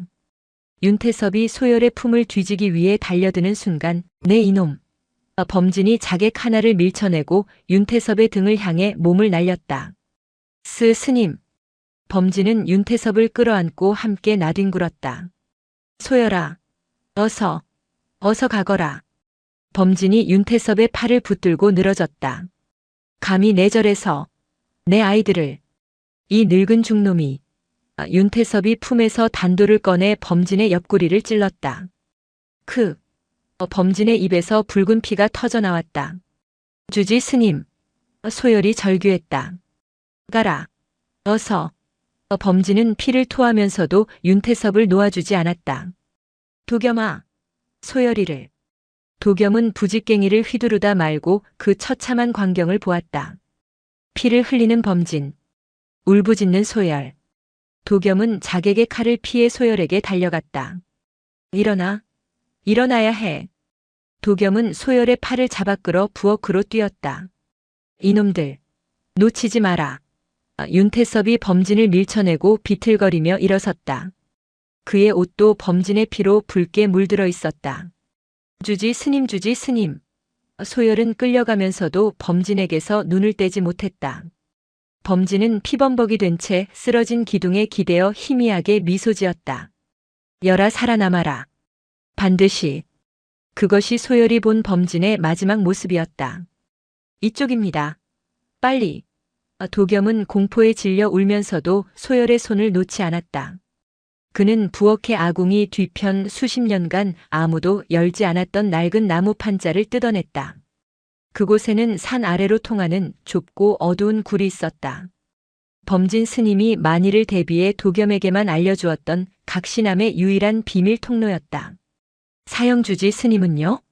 원영 스님은요? 소열이 울먹였다. 돌아가면 다 죽어. 어서. 도겸이 소열을 굴 안으로 밀어넣었다. 뛰어. 무조건 산 아래로 뛰어. 뒤돌아보지 마. 사형은요? 나는 이놈들을 막아야 해. 도겸의 눈에는 죽음의 공포와 함께 속죄하려는 자의 결의가 서려 있었다. 내가 부른 악귀들이다. 내가 막아야 해. 어서 가. 도겸은 소열을 밀어넣고 다시 나무 판자를 닫으려 했다. 그때 부엌 문이 박살나며 윤태섭과 자객 둘이 들이닥쳤다. 저기 있다. 도겸 사형. 소열이 굴 안에서 소리쳤다. 가라니까. 도겸은 굴 입구를 막아서며 손에 쥔 부직갱이를 자객들에게 휘둘렀다. 이 버러지들아. 감히. 도겸은 무술을 배운 적이 없었다. 그것은 처절한 몸부림이었다. 자객의 칼이 도겸의 팔을 베었다. 하지만 도겸은 물러서지 않고 자객의 다리를 끌어안고 늘어졌다. 소열아. 어서 가. 가서 모두에게 알려. 금화당이 한 짓을. 이놈이. 윤태섭이 격분하여 칼을 뽑아들었다. 안 돼. 소열은 차마 발길이 떨어지지 않았지만 도겸의 피 묻은 얼굴을 보고 이를 악물었다. 살아남아라. 범진의 마지막 목소리가 귓가에 맴돌았다. 소열은 눈물을 삼키고 어둠 속을 향해 달리기 시작했다. 등 뒤에서 도겸의 처절한 비명이 들려왔다. 그리고 곧 윤태섭의 분노에 찬 고함이 굴을 울렸다. 쫓아. 반드시 저놈을 잡아. 굴은 좁고 축축했다. 얼마나 달렸을까. 숨이 턱까지 차오르고 온몸이 흙투성이가 되었을 때 차가운 밤 공기와 함께 굴의 출구가 보였다. 출구는 암자에서 한참 떨어진 숲이 우거진 산 중턱이었다. 소열은 비틀거리며 굴 밖으로 나왔다. 달빛이 교교했다. 뒤를 돌아보았다. 저 멀리 마행봉 중턱의 각시남에서 검은 연기와 함께 붉은 불길이 치솟고 있었다. 범진 스님. 원영 스님. 도겸 사형. 자신을 돌봐주었던 모든 이들이 저 불길 속에서 죽어가고 있었다. 모든 것이 자신과 자신이 가진 이 장부 때문이었다. 차라리 여기서 죽고 싶었다. 모든 것을 포기하고 싶었다. 그때 품속에서 어머니의 유품, 작은 나무 비녀가 차갑게 가슴을 찔렀다. 살아남아라. 반드시. 어머니의 유언이 범진의 마지막 외침과 겹쳐졌다. 소열은 눈물을 닦았다. 지금은 슬퍼할 때가 아니었다. 살아야 했다. 살아남아서 이 모든 것을 갚아주어야 했다. 윤태섭. 소열은 불타는 각시남을 향해 피를 토하듯 그 이름을 불렀다. 우수수. 바로 그때 등 뒤의 굴에서 자객 하나가 튀어나왔다. 소열이 도망친 것을 보고 윤태섭이 가장 날랜 놈을 뒤따라 보낸 것이었다. 찾았다, 이 꼬마 놈. 자객이 칼을 들고 달려들었다. 소열은 9살 아이의 본능적인 공포로 몸이 굳었다. 이대로 끝인가? 그 순간 소열의 발이 무언가에 걸려 넘어졌다. 넘어진 곳은 다름 아닌 벼랑의 가장자리였다. 각신암 뒤편의 그 단에였다. 굴의 출구는 벼랑으로 이어지는 길목이었던 것이다. 소열은 절벽 끝에 아슬아슬하게 매달렸다. 허! 내 놈, 제 어미와 똑같은 곳에서 죽게 생겼구나. 자객이 비웃으며 천천히 다가왔다. 얌전히 장부를 내놔라. 그럼 고통 없이 보내주마. 소열은 절벽 아래를 내려다보았다. 까마득한 어둠. 5년 전 어머니가 떨어졌던 그 죽음의 공간이었다. 그리고 자신이 매일 꽃을 심기 위해 오르내렸던 자신의 훈련장이기도 했다. 자객이 칼을 치켜들었다. 소열은 주저하지 않았다. 그는 벼랑 아래로 몸을 던졌다. 이런 멍청한 놈. 자객은 소열이 장부와 함께 절벽 아래로 몸을 던지자 경악하며 벼랑 끝으로 달려갔다. 장부가! 그는 횃불도 없이 달빛의 의지의 아래를 내려다보았지만 보이는 것은 짙은 안개와 어둠뿐이었다. 아이의 비명 소리조차 들리지 않았다. 이대로 돌아가면 윤태섭에게 죽임을 당할 터였다. 아이가 떨어졌으니 장부도 저 아래 어딘가에 자객은 암자로 돌아가 밧줄을 가져와야겠다고 생각하며 급히 불타는 암자 쪽으로 달려갔다. 하지만 소열은 떨어지지 않았다. 그는 죽음을 향해 몸을 던진 것이 아니었다. 그는 삶을 향해 몸을 던진 것이었다. 소열은 5년 전 어머니가 떨어지던 순간의 마지막 잔상을 기억해냈다. 붉은 주머니를 틈에 숨기고 쫓아온 자들을 유인하던 어머니. 어머니는 벼랑 끝에서 떨어지기 직전 소열이 숨어있던 숲을 향해 필사적으로 손을 뻗었었다. 그 손이 잡으려 했던 것. 그것은 벼랑 중턱 가장 깊숙한 바위 틈에서 자라나온 억센 칡넝쿨이었다. 어머니는 그것을 잡으려다 놓쳤지만 소열은 그 칡넝쿨의 위치를 정확히 알고 있었다. 매일같이 벼랑을 오르내리며 그는 암벽의 모든 틈새와 손잡이, 발 디딜 곳을 제 손바닥처럼 꿰고 있었다. 몸을 던진 소열은 허공에서 필사적으로 손을 뻗었다. 콰득! 손바닥이 찢어지는 고통과 함께 거칠고 억센 칡넝쿨이 손에 잡혔다. 몸이 허공에 매달려 세차게 흔들렸다. 넝쿨이 살갗을 파고들며 피가 흘렀다. 하지만 훈련으로 다져진 아이의 악력은 그것을 놓치지 않았다. 소열은 칡넝쿨에 매달려 숨을 골랐다. 위에서는 자객이 욕설을 퍼붓는 소리가 들렸다. 소열은 자객이 사라지는 것을 확인한 뒤 넝쿨을 잡고 천천히 자신이 매일 꽃을 심던 그 자리로 이동했다. 그곳에는 소열이 몰래 숨겨둔 비상용 밧줄이 있었다. 그는 범진 스님이 자신을 말렸음에도 불구하고 혹시 모를 사태에 대비해 낡은 창고에서 가장 튼튼한 밧줄을 가져와 이 바위 틈에 숨겨두었던 것이다. 살아야 한다. 소열은 밧줄을 몸에 단단히 묶었다. 그리고는 익숙하게 절벽을 타고 내려가기 시작했다. 그가 매일 오르던 따뜻한 자리. 어머니의 유골이 묻혀있던 그곳. 소열은 절벽을 거의 다 내려왔을 때 어머니의 유골이 묻힌 작은 돌무덤 앞에 멈춰섰다. 불타는 각신암의 불빛이 벼랑을 붉게 물들이고 있었다. 어머니. 소열이 돌무덤에 이마를 대었다. 보고 계셨습니까? 저 불길을. 저 악마들을. 눈물이 쏟아졌지만 소리는 나오지 않았다. 저는 이제 돌아갈 곳이 없습니다. 스님들도 사형도 모두 죽었습니다. 소열은 품속의 장부를 꺼냈다. 범진 스님과 도겸 사형의 목숨값. 어머니의 목숨값. 이것은 이제 단순한 복수의 증거가 아니었다. 그것은 자신이 살아남아야 할 이유 그 자체였다. 하지만 저는 죽지 않습니다. 당신이 제게 연이라는 이름을 남기셨듯 저는 이 진흙탕 속에서 반드시 살아남아 당신과 스님들의 원한을 제 손으로 갚을 것입니다.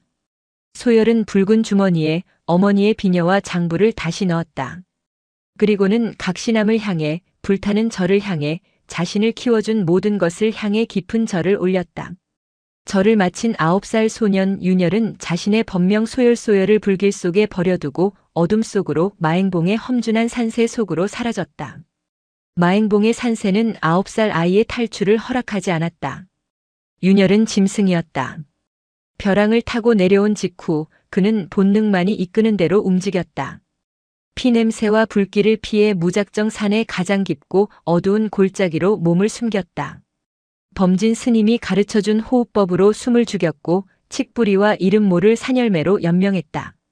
발은 찢기고 부르텄으며 온몸은 긁힌 상처로 피딱지가 앉았다. 밤마다 불타던 각시남의 광경이 눈앞에 되살아났다. 주지 스님, 소열아, 가라. 범진의 마지막 모습과 도겸의 절규가 환청처럼 귓가를 맴돌았다.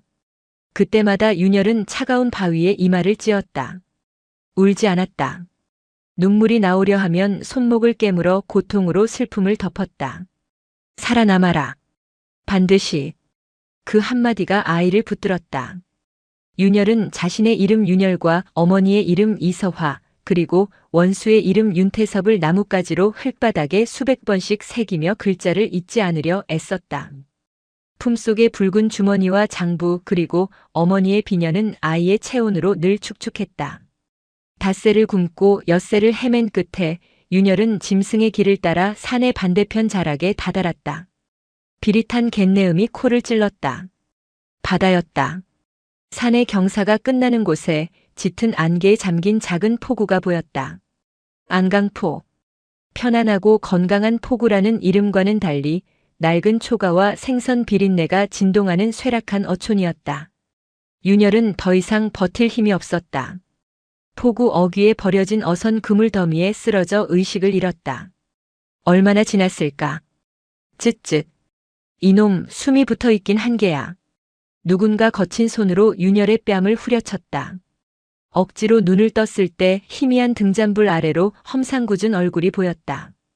애꾸눈이었다. 한쪽 눈을 검은 안대로 가린 깡마른 늙은이. 그는 윤열을 돼지멱 따듯 질질 끌어 포구 구석에 다 쓰러져가는 객주 안으로 던져 넣었다. 콜록콜록. 윤열이 먼지를 뿜어내며 몸을 일으켰다.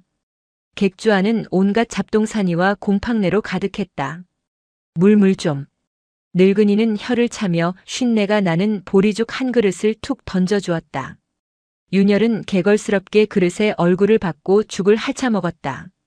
내 놈 어디서 굴러먹던 개뼈다귀냐. 행색을 보니 산에서 도망친 노비 새끼로구나. 윤열은 경계하며 늙은이를 노려보았다. 아닙니다. 아니긴. 그럼 뭔데? 부모한테 쫓겨났냐? 아니면 절에서 도망친 동자승이냐? 절이라는 말에 윤열의 어깨가 움찔했다. 늙은이는 그걸 놓치지 않았다. 허. 중놈이었군. 머리를 깎은 자국이 희미하게 남아있어. 늙은이는 낄낄 웃었다. 이 안강포에서 객주를 하는 백진년이다. 사람들은 백상고라고 부르지.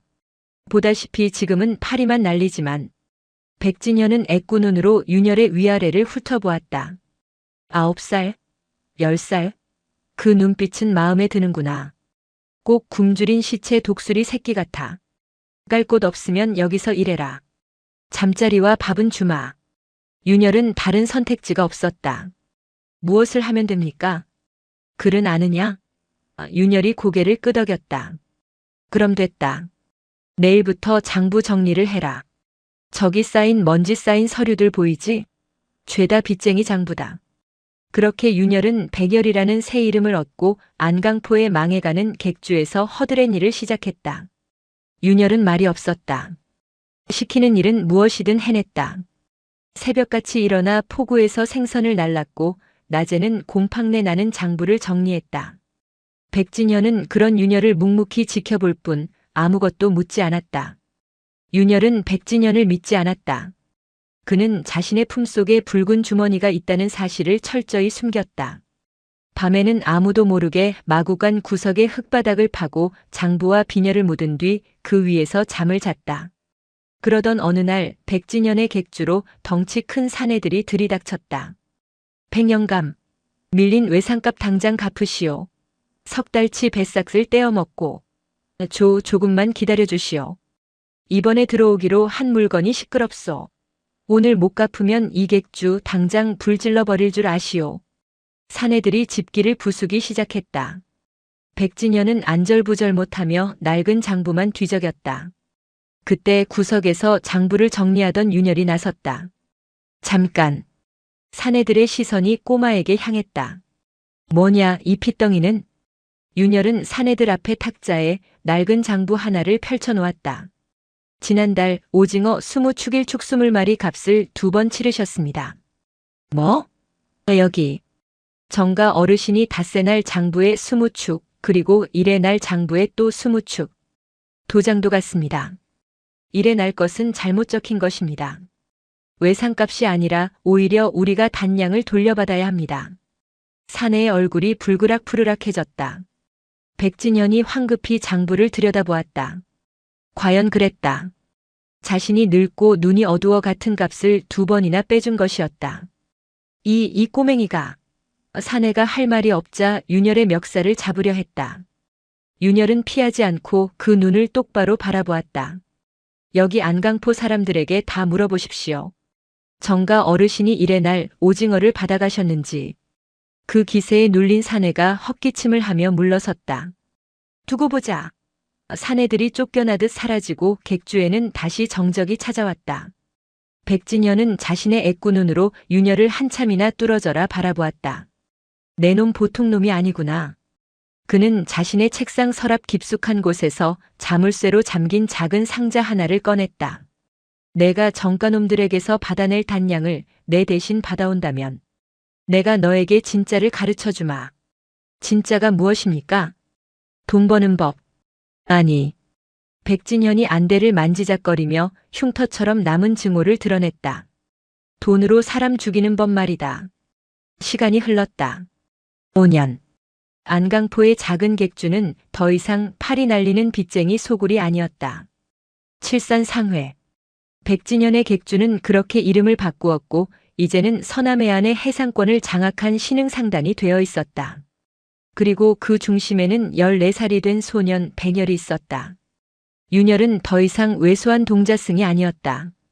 키는 훌쩍 자랐고 바닷바람과 고된 훈련으로 다부진 체격을 갖추었다. 5년 전 단량을 받으러 갔던 아이는 빈손 대신 정가 어르신의 어선관리 장부를 통째로 들고 돌아왔었다. 깡과 배짱 그리고 비상한 머리. 백진현은 약속대로 윤열을 제자로 삼았다. 그가 가르친 것은 장사치의 기술이 아니었다. 여라. 상도라는 것은 허상이다. 백진현은 주판을 튕기며 차갑게 말했다. 돈의 길은 하나다. 남의 주머니에 있는 것을 내 주머니로 가져오는 것. 그 과정이 고우면 상도가 되는 것이고 거칠면 도둑질이 되는 게지. 하지만 본질은 같아. 백진현은 윤열에게 글과 산술은 물론 사람의 욕망을 읽는 법, 정보를 사고 파는 법, 그리고 무엇보다 흑전, 즉 검은 돈을 다루는 법을 가르쳤다. 그는 단순한 객주 주인이 아니었다. 그는 과거 한양에서 금화당과 맞섰다가 모든 것을 잃고 한쪽 눈까지 잃은 채 이 시골 폭으로 도망쳐온 비운의 상인이었다. 금화당. 윤열이 처음 그 이름을 들었을 때 백진현은 윤열의 눈에서 스치는 살기를 놓치지 않았다. 너도 원한이 있구나. 그놈들에게. 그날 밤 윤열은 처음으로 10년의 비밀을 털어놓았다. 불타는 각신함 범진 스님의 죽음 그리고 품속에 숨겨왔던 붉은 주머니와 장부. 백진현은 장부를 펼쳐보고는 경악과 희열이 뒤섞인 숨을 내쉬었다.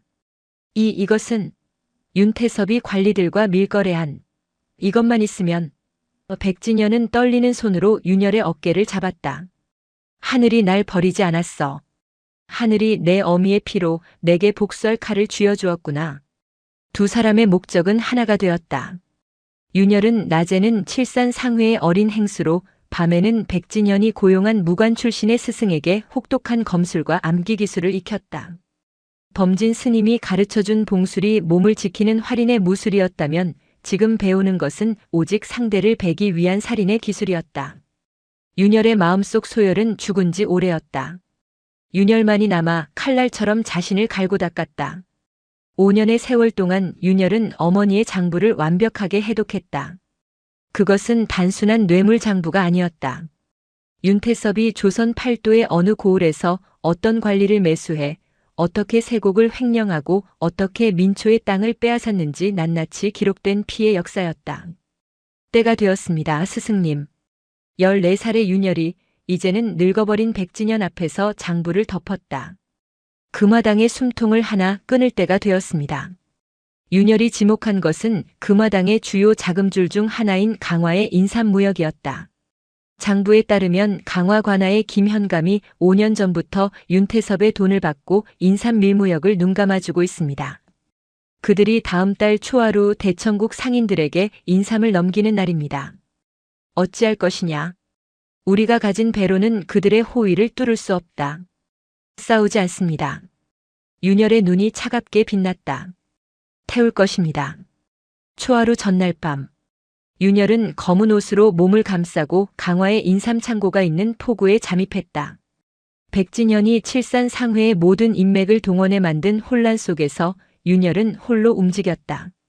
그는 훈련받은 대로 소리 없이 경비병 둘을 제압하고 창고 깊숙한 곳, 가장 비싼 백삼이 쌓인 곳에 도착했다.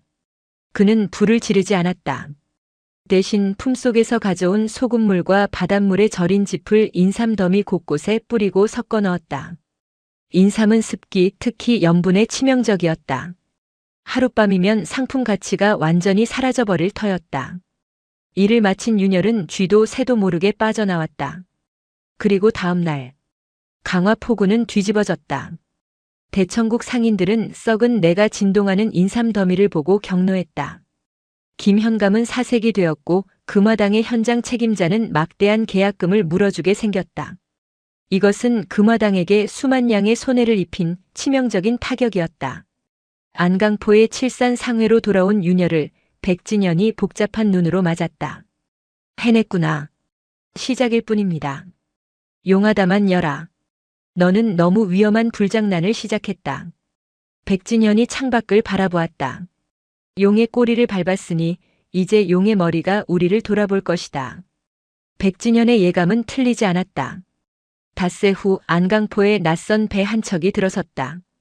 그리고 그 배에서 비단 도포를 입었으나 얼굴에 흉측한 칼자국이 있는 냉혹한 인상의 사내 곽 집사가 내렸다. 그는 금화당의 문제 해결사였다. 곽 집사의 등장은 안강포의 공기를 바꾸어 놓았다. 그는 강화의 김현감처럼 소란을 피우거나 빚쟁이들처럼 집기를 부수지 않았다. 그는 뱀처럼 조용하고 얼음처럼 차가웠다. 그는 칠산상회를 찾아오지 않았다. 대신 포구의 주막에 자리를 잡고 조용히 사람들을 만났다.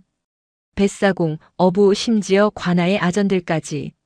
그는 돈을 쓰지 않았지만 그의 서늘한 눈빛과 금화당이라는 배경은 사람들로 하여금 스스로 입을 열게 만들었다. 스승님, 저자가 칠산상회 주변을 캐고 있습니다. 윤열이 창틈으로 곽 집사의 동태를 살피며 보고했다. 특히 5년 전 우리가 이 객주를 인수할 무렵의 일을 묻고 다닙니다. 백진현의 안대 및 남은 한쪽 눈이 파르르 떨렸다. 나를 의심하는 것이 아니다. 그는 새로운 변수를 찾고 있다. 5년 전에는 없다가 지금은 있는 것.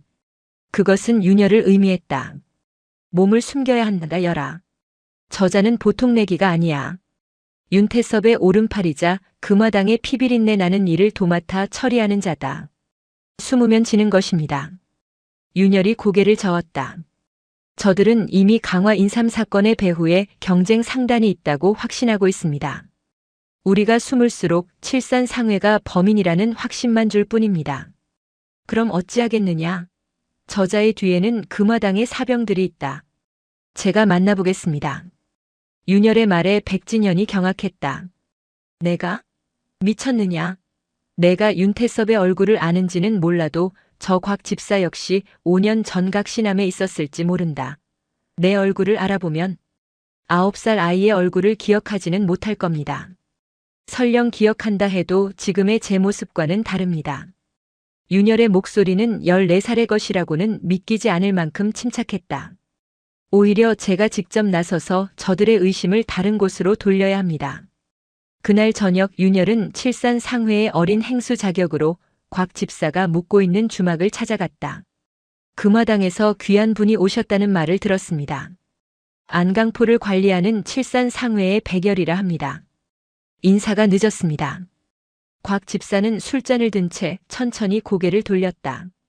그의 뱀 같은 눈이 윤열을 위아래로 훑었다. 칠산 상회라 백진현 영감은 어찌 직접 오지 않고 애송이를 보냈는가. 스승님께서는 연로하시어 몸이 편찮으십니다. 실질적인 상회의 일은 제가 맡고 있으니 저에게 말씀하셔도 무방합니다. 곽 집사가 비웃음을 터뜨렸다. 14살? 15살? 내 놈이 뭘 맡아 한다는 게냐? 장난감이냐? 장난감인지 아닌지는 장부를 보시면 알게 될 것입니다. 윤열은 품에서 장부 하나를 꺼내 곽 집사의 탁자에 밀어 넣었다. 이게 무엇이냐? 곽 집사의 미간이 좁혀졌다. 강화 인삼을 망친 범인들의 행선지입니다. 윤열이 태연하게 말했다. 곽 집사의 눈이 번뜩였다. 그는 장부를 펼쳤다.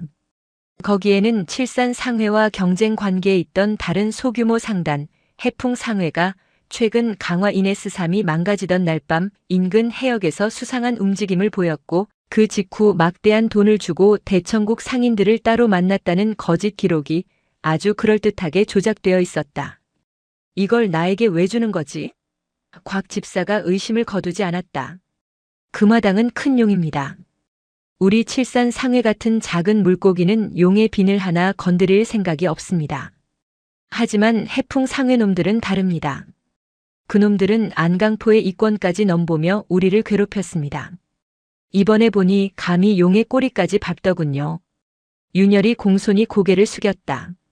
용께서 이 버러지들을 치워주신다면 우리 칠산 상회는 안강포에서 얻는 이익의 일부를 금화당의 성의로 바칠까 합니다. 그것은 완벽한 이호경식, 호랑이 둘을 싸우게 만드는 계책이자 동시에 꼬리 자르기였다. 곽 집사는 윤열의 얼굴을 꿰뚫어 볼 듯이 노려보았다. 이 어린 놈이 꾸민 짓이라기엔 너무도 교활했다. 하지만 동시에 너무도 그럴듯했다. 자신들의 손실을 메울 희생양과 새로운 수익원을 동시에 제안한 것이다. 백진현 영감. 사람 보는 눈이 있군. 곽 집사가 장부를 품에 넣었다. 좋다. 이 장부가 사실이라면 내 놈의 제안을 받아들이지. 하지만 곽 집사가 자리에서 일어나 윤열의 어깨에 손을 올렸다. 그 손아귀 힘이 강철 같았다.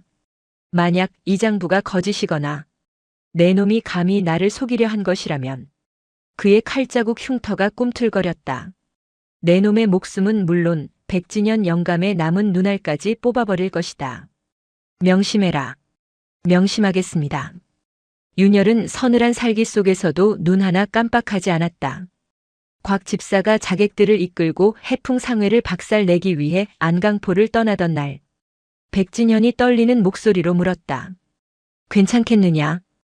해풍 상회는 어차피 곧 망할 상회였습니다. 스승님. 윤열은 떠나가는 곽 집사의 배를 차갑게 바라보았다. 희생은 필요합니다. 독한 놈. 백진현이 혀를 찼다. 너는 복수를 위해서라면 내 자신까지 태워버릴 놈이야. 그렇습니다. 윤열이 대답했다. 이제 안강포는 좁습니다. 저들을 속이기 위해 바쳤던 성의를 이제는 투자금으로 바꿀 때입니다. 윤열의 시선은 안강포가 아닌 더 먼 곳, 조선 상권의 중심지 한양을 향하고 있었다. 원수의 심장부 금화당의 본거지였다. 저들의 심장부로 들어가야 합니다. 저들의 방식을 배우고 저들의 힘을 이용해 저들을 무너뜨릴 것입니다. 14살의 윤열은 5년 전 각시남에서 도망치던 9살 아이가 아니었다. 그는 자신의 스승 백진현마저 두려워할 만큼 냉혹하고 치밀한 복수의 화신으로 다시 태어나고 있었다. 세월은 강물처럼 흘러 피로 얼룩진 기억을 덮는 듯 했다. 안강포에서 곽 집사를 속여 넘긴 지 4년. 윤열은 18배 청년이 되었다. 그는 더 이상 백열이라 불리지 않았다. 백진현은 자신의 먼 친척 조카라는 구실을 만들어 그에게 백하명이라는 새 이름을 주었고 칠산상회의 정식 후계자로 내세웠다. 밝은 여름이라는 이름과 달리 하명의 눈빛은 천길 얼음 아래 강물처럼 차갑고 깊었다. 지난 4년간 칠산상회는 금화당의 비호 아래 해풍 상회를 집어삼킨 것을 시작으로 서남해안의 해상권을 완전히 장악했다. 그들은 곽 집사에게 약속한 성의를 꼬박꼬박 바쳤고 금화당의 눈밖에 난 작은 상단들을 대신 처리해주는 사냥개 노릇을 자처했다. 백하명, 즉 윤열은 이 모든 일을 묵묵히 그리고 잔인할 정도로 효율적이게 처리했다. 그의 손에 묻은 피는 각시남의 그것과는 다른 종류의 것이었다.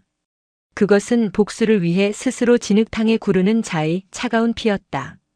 때가 되었습니다, 스승님. 18배 하명이 이제는 백발이 성성한 백진현 앞에서 한양 지도를 펼쳤다. 금화당이 올해 대청국과의 비단 무역을 위한 새로운 길을 열고자 합니다. 그들은 칠산 상회가 가진 서남해안의 뱃길을 이용하길 원합니다. 백진현이 마른 기침을 했다. 윤태섭이 직접 너를 보자고 하더냐? 아닙니다. 곽 집사를 통해 쓸만한 놈이 있으면 한양으로 올려보내라는 명이 있었습니다. 위험하다. 내가 5년 전 그놈을 속였지만 뱀은 제 둥지에서 가장 사나운 법이다. 한양은 금화당의 소굴이야. 알고 있습니다. 하명이 지도의 한가운데 운종가에 위치한 금화당의 본거지를 손가락으로 가리켰다. 그래서 가야 합니다. 뱀의 둥지로 들어가야 뱀의 심장을 찌를 수 있습니다. 스승님의 복수 그리고 제 어머니의 복수를 위해. 하명은 품속 깊이 숨겨둔 붉은 주머니를 만졌다. 10년의 세월이 흘렀지만 어머니의 비녀는 여전히 차가웠고 장부는 묵직했다. 그해 겨울 백하명은 칠산 상회의 대행수 자격으로 막대한 상납금을 싣고 한양으로 입성했다. 한양의 위용은 안강포와는 비교할 수 없었다. 특히 금화당의 위세는 하늘을 찔렀다. 운종가에서 가장 크고 화려한 기와집이 모두 그들의 소유였고 관복을 입은 관리들이 스스럼 없이 그 문턱을 넘나들었다. 하명은 금화당의 행랑채에 머물며 곽 집사의 지시를 기다렸다. 곽 집사는 4년 전보다 더 음험해져 있었다. 그는 하명을 보자마자 그의 모든 것을 꿰뚫어 보려는 듯 날카로운 눈으로 살폈다. 백하명이라. 안강포의 촌놈치고는 눈빛이 제법이구나. 과찬이십니다, 집사님. 백진현 영감은 아직 숨이 붙어 있고 덕분에요. 곽 집사는 비웃음을 흘리며 하명에게 첫 번째 시험을 내렸다. 송파 나루터의 유정 상단이라고 있다. 요즘 우리 물건을 몰래 빼돌려 값을 후려치는 아주 귀찮은 존벌레들이지. 내가 칠산 상회에서 하던 대로 정리해라. 불을 지르든 사람을 담그든 상관 않겠다. 일주일 주마. 내가 쓸모있는 놈인지 아니면 백진현 영감 곁에서 주파날이나 튕기던 애송이인지 이번에 판가름 날 것이다. 하명은 묵묵히 고개를 숙였다. 명을 받들겠습니다. 유정상단은 10년 전 금화당에 맞섰다가 몰락한 어느 양반 가문이 겨우 일으킨 작은 상단이었다. 그들의 주인은 병든 노모를 모시고 있었고 상단의 사람들은 대부분 오갈 데 없는 피난민들이었다. 그들은 금화당의 물건을 훔친 것이 아니었다. 금화당의 횡포에 밀려 생존을 위해 그들의 틈새에서 겨우 이삭을 줍고 있을 뿐이었다. 하명은 사흘 밤낮으로 유정상단을 지켜보았다. 그들의 모습에서 5년 전 안강포에서 빚쟁이들에게 시달리던 백진현의 모습이 겹쳐 보였다. 내가 지금 무엇을 하려 하는가? 범진 스님의 가르침이 살생하지 말라는 계율이 머릿속을 맴돌았다. 하지만 곧 불타는 각시남과 피를 토하던 범진의 마지막 모습, 그리고 도겸의 비명이 그 위를 덮었다. 살아남아라. 반드시. 복수를 위해서는 나 또한 악귀가 되어야만 했다. 하명은 눈을 감았다. 스님, 저를 용서하지 마십시오. 일주일 뒤 유정상단의 창고는 원인 모를 화재로 전소했다. 하지만 사람은 아무도 다치지 않았다. 하명은 불을 지르기 전날 밤 유정상단의 주인에게 익명으로 금화당이 너희를 노리고 있다. 당장 모든 것을 버리고 도망치라. 이것은 내 아비에게 진 빚을 갚는 것이다. 라는 경고와 함께 약간의 금괴를 보냈던 것이다. 하명은 곽 집사에게 돌아갔다. 처리했습니다. 창고는 잿더미가 되었고 상단의 주인은 도주했습니다. 사람은 불길 속에서 빠져나오지 못한 듯합니다. 하명은 눈 하나 깜빡하지 않고 거짓을 고했다. 곽 집사는 잿더미가 된 창고를 확인하고 돌아와 하명의 어깨를 툭툭 쳤다. 제법이구나. 마음에 들어. 솜씨가 아주 깔끔해. 하명은 그렇게 금화당의 신임을 얻는 첫 번째 관문을 통과했다. 스스로의 손에 무고한 이들의 터전을 불태운 죄를 뒤집어 쓴 채 곽 집사는 하명을 본격적으로 금화당의 검은 일에 끌어들였다. 하명은 백진현에게 배운 대로 비상한 산술 능력과 냉철한 판단력으로 금화당의 복잡한 흑전 흐름을 정리하기 시작했다. 그는 윤태섭의 눈에 띄기 위해 스스로 가장 유능하고 가장 냉혹한 도구가 되어갔다. 그리고 마침내 한양에 온 지 1년이 지났을 때 19의 청년 백하명에게 곽 집사가 전가를 가져왔다. 대행수께서 너를 보자 하신다. 대행수. 금화당의 주인 윤태섭이었다. 10년 만이었다. 하명은 품속의 빈혈을 고쳐주었다. 칼날처럼 갈아온 복수의 시간이 드디어 원수의 턱 밑에 닿고 있었다. 금화당의 본체 금화루는 그 이름처럼 사치스럽고 위압적이었다. 19의 백하명 윤열은 곽 집사의 안내를 받아 겹겹의 문을 지나 대행수의 집무실로 들어섰다. 방 안에는 값비싼 향 냄새가 자욱했다. 창가에 뒷짐을 지고 서 있던 사내가 천천히 돌아섰다. 10년의 세월이 흘렀지만 하명은 그 얼굴을 잊을 수 없었다. 각신함에서 범진 스님을 찌르고 도겸 사형을 배웠던 그 얼굴.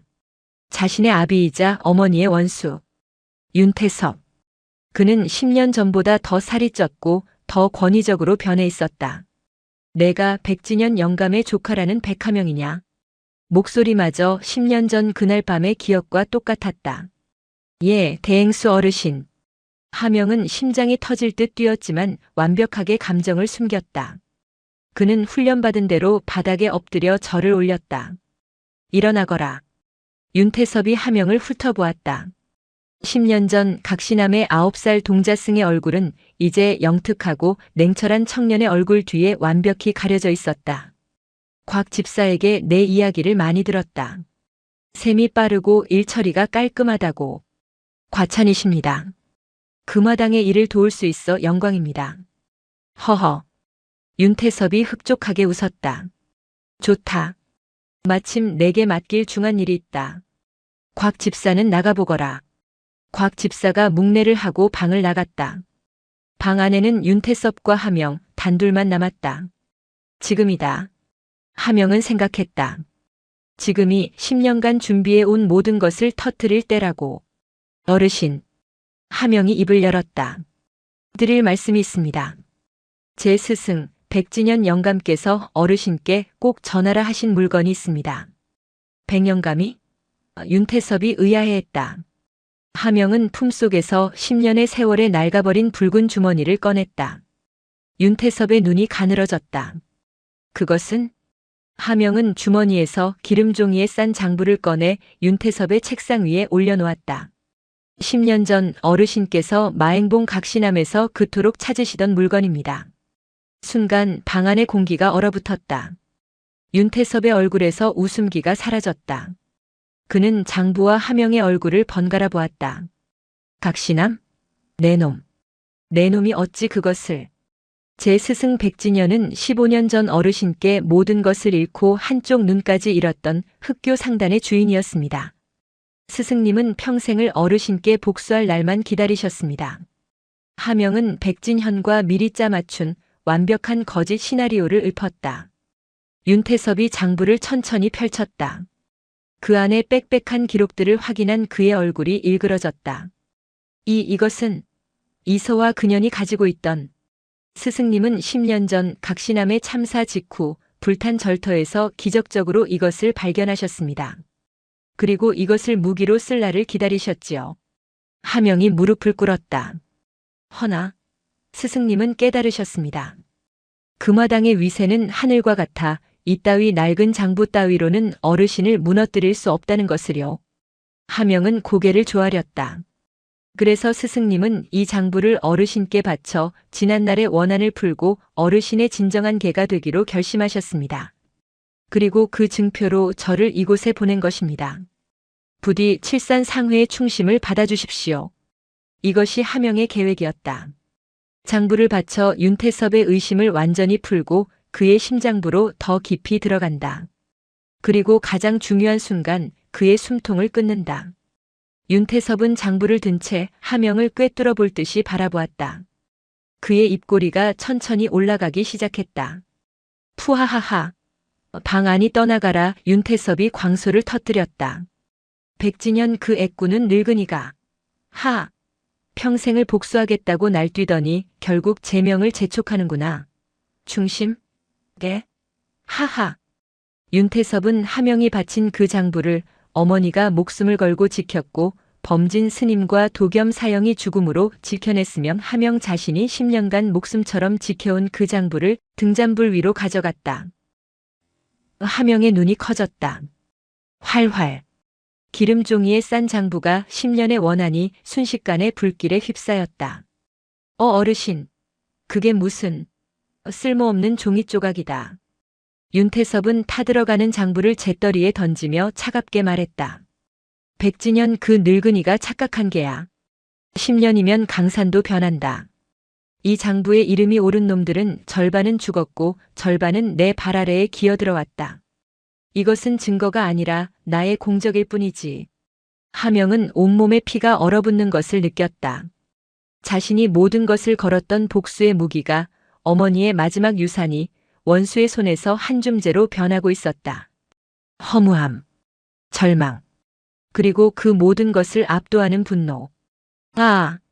멍청한 늙은이.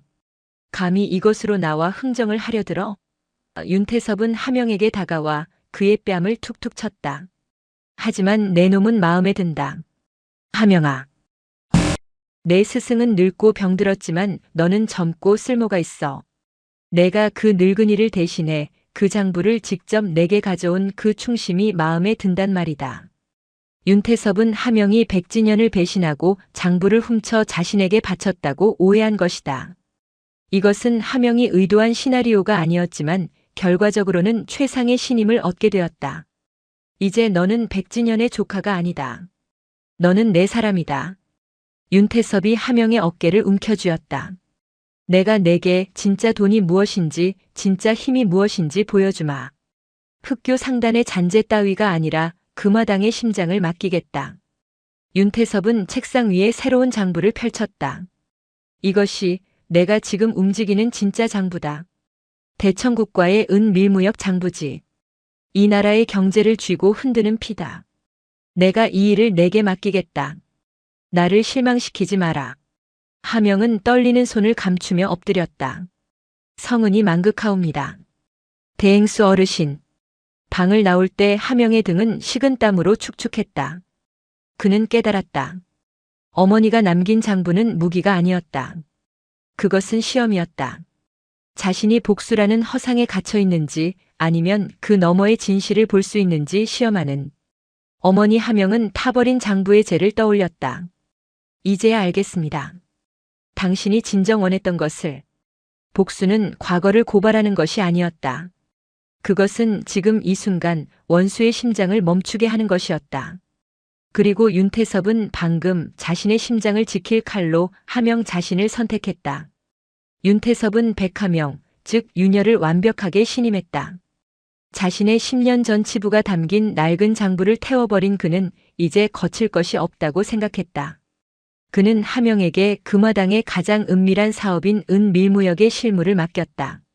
하명은 지난 1년간 유정 상단을 처리하고 금화당의 흑전을 관리하며 쌓아올린 명성과 이번에 스승을 배신하고 낡은 장부를 바친 충성심으로 곽 집사마저 제치고 윤태섭의 최측근이 되었다. 이번 달 압록강을 통해 들어오는 은상자 20괴가 핵심이다. 윤태섭이 집무실에서 하명에게 밀지를 건넸다. 이것은 단순한 은이 아니다. 우의정 대감의 목숨줄이지. 이것만 성공하면 우리는 병조의 군권까지 손에 쥐게 된다. 내가 직접 의주로 가서 물건을 받아 한양으로 옮겨라. 명을 받들겠습니다. 하명의 눈이 차갑게 빛났다. 병조 우의정. 어머니의 장부에 적혀있던 이름들이 아니었다. 10년 만에 윤태섭은 더 높은 곳의 괴물들과 손을 잡고 있었다. 하명은 의주로 떠났다. 그리고 돌아오지 않았다. 한 달 뒤 한양의 금화당은 발칵 뒤집혔다. 의주에서 출발한 은상자 20괴가 한양을 코앞에 둔 벽제역 근처에서 감쪽같이 사라졌다. 호송하던 금화당 사병들은 모두 의문의 독에 중독되어 쓰러졌고 현장 책임자였던 백하명은 실종되었다. 백하명. 그놈이 내 뒤통수를 쳐? 윤태섭은 집무실의 모든 것을 때려 부수며 포효했다. 은상자 20괴. 금화당 1년 예산의 절반이었고 우의정과의 약속을 지킬 유일한 물건이었다. 찾아. 당장 그놈을 찾아내. 땅끝까지 뒤져서라도 사지를 찢어 죽여버릴 것이다. 곽 집사가 사병들을 이끌고 전국으로 흩어졌다. 하지만 하명은 땅에도 바다에도 없었다. 그는 금화당의 심장부에 있었다. 은이 사라진 지 사흘째 되던 밤. 모든 병력이 하명을 찾아 밖으로 나간 사이 윤태섭이 홀로 집무실에서 분노를 사귀고 있을 때였다. 그림자 하나가 달빛을 등지고 방 안으로 스며들었다. 누구냐? 윤태섭이 칼을 집어들었다. 10년 만입니다. 대행수 어르신. 어둠 속에서 백하명이 걸어 나왔다. 아니, 윤진사라고 불러야 합니까? 네 이놈. 하명이. 감히 내 은을. 은은 제 주인을 찾아갔습니다. 하명이 차갑게 말했다. 우의정 대감이 아니라 당신 때문에 모든 것을 잃은 스승 백진현에게로. 하명은 칠산 상회를 이용해 모든 은을 빼돌려 대청국으로 이미 띄워보낸 후였다. 내 놈이 감히 백진현 그 늙은이와 짜고. 윤태섭이 이를 갈며 달려들었다. 하지만 하명은 10년간 검을 익힌 무사였다. 윤태섭의 칼을 피한 하명이 그의 손목을 꺾어 칼을 떨어뜨렸다. 크악. 당신은 나를 너무 믿었지. 하명이 윤태섭의 목에 단도를 겨누었다. 당신이 태워버린 그 낡은 장부 덕분에. 내 놈 대체 정체가 뭐냐? 백진현의 조카가 아니었어? 하명은 품속에서 붉은 주머니를 다시 꺼냈다. 장부는 제가 되었지만 그 안에는 다른 것이 남아 있었다. 칠이 벗겨진 작은 나무 비녀. 이것은? 윤태섭의 눈이 경악으로 물들었다. 그것은 15년 전 자신이 탐했던 이서화가 지니고 있던 비녀였다. 내 이름은 백하명이 아니다. 하명이 천천히 10년간 억눌러왔던 자신의 진짜 이름을 내뱉었다. 각신함에서 당신이 죽인 범진 스님이 내게 지어준 이름은 소열. 어머니가 내게 남기신 이름은 당신의 피가 섞인 이름. 윤열이다. 윤태섭의 눈이 공포로 터질 듯 커졌다. 서화의 아들. 내가 살아있었어? 당신이 10년 전 각신함 벼랑 아래로 떨어졌다고 생각했던 그 아이. 내가 바로 그 아이다. 모든 것이 무너지는 소리가 났다. 윤태섭은 주저앉았다. 자신이 가장 신임했던 신복이 자신이 죽이려 했던 여인의 아들, 자신의 핏줄이었던 것이다. 자신의 손으로 자신의 몰락을 키웠다. 죽여라. 윤태섭이 허망하게 웃었다. 죽여. 내 어미처럼 내 놈 스승들처럼 나도 죽여라. 하명은 단도를 든 채 그를 내려다보았다. 손이 떨렸다. 이 순간을 위해 10년을 살아왔다. 범진의 피, 도겸의 비명, 어머니의 눈물. 죽여야 한다. 그때 하명의 눈에 비녀 끝에 새겨진 연자가 들어왔다. 진흙 속에서도 꽃을 피우는 연꽃. 범진 스님이 늘 하시던 말씀이었다. 복수는 또 다른 복수를 낳을 뿐이다. 진정한 복수는 그 원한의 고리를 끊는 것이다. 하명은 단도를 거두었다. 아니. 하명이 낮게 말했다. 죽이지 않는다. 당신은 죽음으로 도망칠 자격이 없어. 무슨. 당신은 살아야 한다. 당신이 빼앗은 은 때문에 우의정은 당신을 칠 것이고 당신의 배신을 안 금화당의 관리들은 당신을 외면할 것이다. 당신이 평생 쌓아 올린 모든 것이 무너지는 것을 당신이 내 외할아버지에게 그랬듯 당신이 내 어머니에게 그랬듯 가장 밑바닥에서 그 모든 것을 두 눈으로 지켜보며 살아라. 그것이 나의 복수다. 하명은 비녀를 윤태섭의 앞에 던졌다. 이것은 내 어머니의 것이다.